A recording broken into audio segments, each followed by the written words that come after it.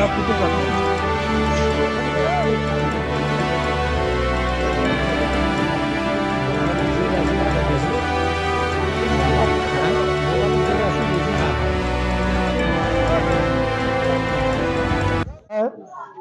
আমাৰ কোহনগৰ আঞ্চলিক prize money football tournament শুভ আৰম্ভণি হ'ল। গতিকে পোনপ্ৰথমে সকলো ৰাইজে সহায় সহযোগিতা কৰিছে। আমাৰ স্থানীয় মুৰব্বী সমাজ, আমাৰ বিশিষ্ট অতিথি, মুখ্য অতিথি আমাক সহায় সহযোগিতা কৰিছে আৰু ৰাইজে খেলখন ধুনীয়াকৈ উপভোগ কৰি আছে। লগতে আমাৰ এই খেলখন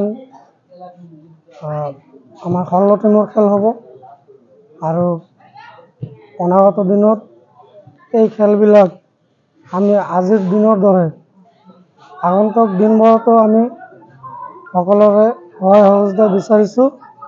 লগতে এই খেলখন আমি আজি শুভ আৰম্ভণি যেনেকৈ স্বাৱলম্বী হৈছোঁ, চেম আমি অন্তিম খেললৈকে আমাৰ এই খেলখন সকলোৰে সহায় সহযোগিতা আশা কৰি আমাৰ শেষলৈ। তো যি কি নহওক, আজি আমি নথৈ আনন্দিত হৈছোঁ। গৌৰনগৰ আঞ্চলিক ফুটবল টুৰ্ণামেণ্টৰ উদ্যোগত আয়োজক সকলক আমি অন্তৰস্থলৰ পৰা ধন্যবাদ জ্ঞাপন কৰিছোঁ।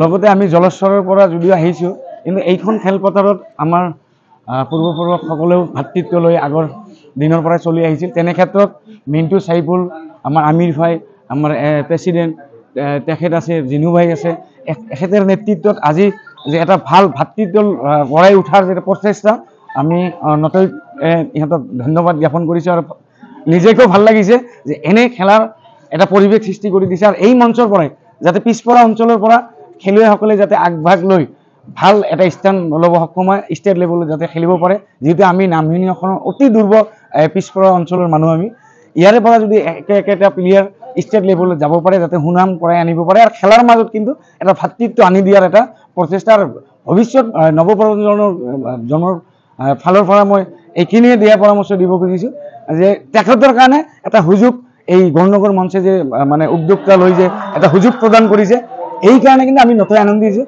ভৱিষ্যত দিনত যাতে আগন্তুক দিনবোৰতো যাতে এনেকৈ টুৰ্ণামেণ্ট পাতি যাতে আমাৰ মাজত যিটো ভাতৃত্ব আগবঢ়াই লৈ যাব পাৰে। আমি গৌৰনগৰ আঞ্চলিক ফুটবল টুৰ্ণামেণ্টৰ তৰফৰ পৰা সমূহ ৰাইজক ধন্যবাদ জ্ঞাপন কৰিছোঁ। আমাক সহায় সহযোগিতা আগবঢ়াই এই খেলখন আজি উদ্বোধনী কৰাৰ কাৰণে।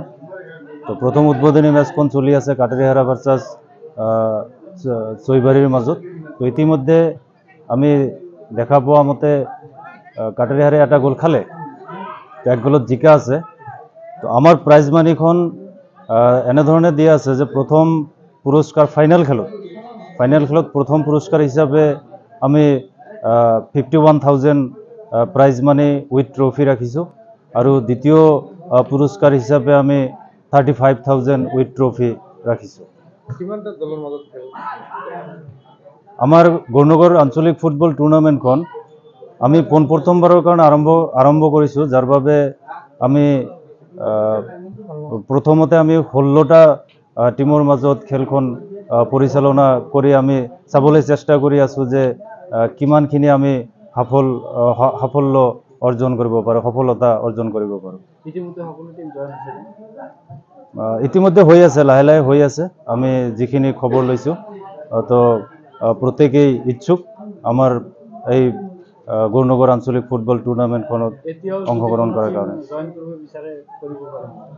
তো এতিয়ালৈকে যদি কোনোবা টিমে জইন কৰিব বিচাৰে, আমি আহ্বান জনাইছোঁ আমাৰ কমিটিৰ লগত আহি যোগাযোগ কৰক। যদিও 16টা টিমৰ মাজত আমি মানে টুৰ্ণামেণ্টখন পাতিছোঁ, তথাপিতো আমি আমাৰ কমিটিৰ ফালৰ পৰা এইটো অলপ বিবেচনাৰ মাধ্যমেৰে আমি টুৰ্ণামেণ্টখন আগবঢ়াই লৈ যাম। ধন্যবাদ।